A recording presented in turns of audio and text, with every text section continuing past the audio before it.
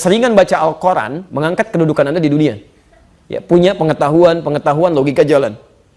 Baik, tapi yang sering baca Al-Quran, barangkali di dunia tidak banyak dilihat, tapi penduduk langit sudah nunggu tuh. Ya. Makanya lain ketika diberi kedudukan di akhirat, yang sering kali mendekat kepada Al-Quran, itu penghormatannya lain. Demi Allah saya katakan, hadisnya luar biasa, Bu. Kalau ibu nggak siapkan sekarang, loginya luar biasa. Ya. Orang-orang tuh masuk surga, diperebutkan oleh pintu surga. Ya. Ada yang pintu Ar-Rayyan namanya, yang dulu saya sampaikan ya, orang yang sering puasa. Aina shaimun, mana yang puasa, cepat sini. Begitu masuk langsung ditutup dan ibu tidak punya celah untuk ngintip. Karena bahasa hadisnya ughliqa itu langsung tutup rapat. Nggak ada orang bisa lihat. Ya. Itu di dalamnya gimana ya? Nggak bisa. Ya. Hati-hati itu. Pelan-pelan. Teman-teman sekalian, ada pintu tahajud. Ada pintu sedekah. Ya. Tapi penghafal Quran tidak. Qurannya langsung yang sampaikan. Sebelum masuk, ya Allah bedakan dengan semua itu. Ya. At-Tirmidzi nomor hadis 20.015.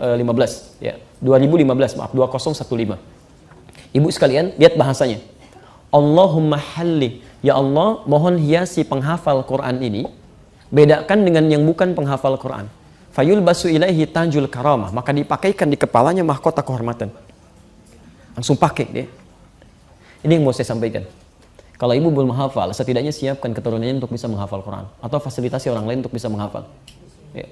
Masya Allah, tiba-tiba ketika dipakaikan mahkota di kepalanya, anak ini diberikan kembali mahkota lain yang minta dipakaikan di kepala kedua orang tuanya.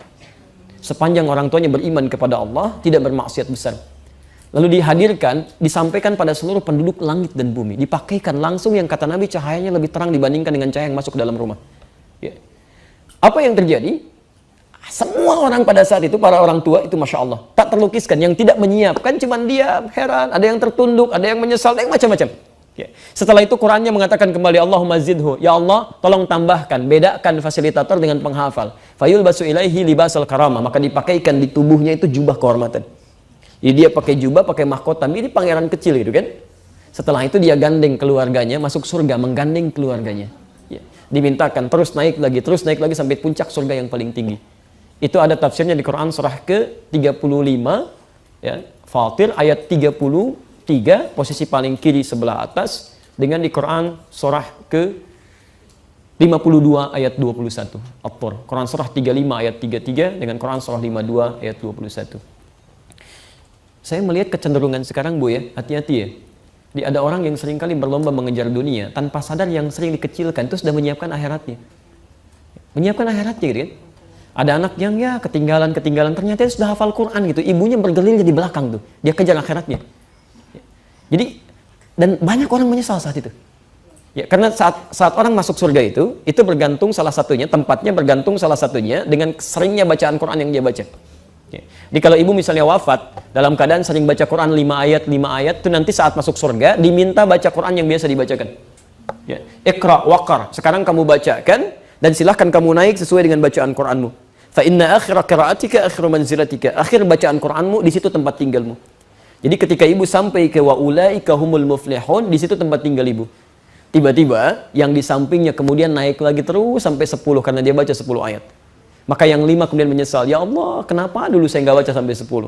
Yang 10 pun menyesal karena yang di atasnya ada yang sampai 20. Yang 20 menyesal karena di atasnya ada yang sampai 30. Ya, yang 30 juz terus naik sampai ke puncak paling tinggi. Itulah sebabnya anak-anak Palestina yang usia 4 tahun, 5 tahun, termasuk kami di Libya dulu gitu kan. Itu kalau Anda yang sudah hafal Quran 30 juz, temannya baru setengah Quran, dia akan katakan, ini canda anak 4-5 tahun. Nanti saya di surga dadahin kamu ya masih di bawah katanya. Bisa nggak ibu bayangkan? Tapi yang paling menarik, ada ibu-ibu pejuang yang merasa dia belum bisa menghafal dalam kehidupannya. Tapi dia siapkan anaknya, dia siapkan cucunya, dan itu yang digandeng naik terus sampai ke atas. Ibu boleh dibanggakan di dunia gitu kan, tapi yang kenal paling sekitaran kita aja. Tapi kalau ibu dibanggakan di akhirat, semua penduduk langit dan bumi mengatakan kamu yang terbaik. Itu poinnya.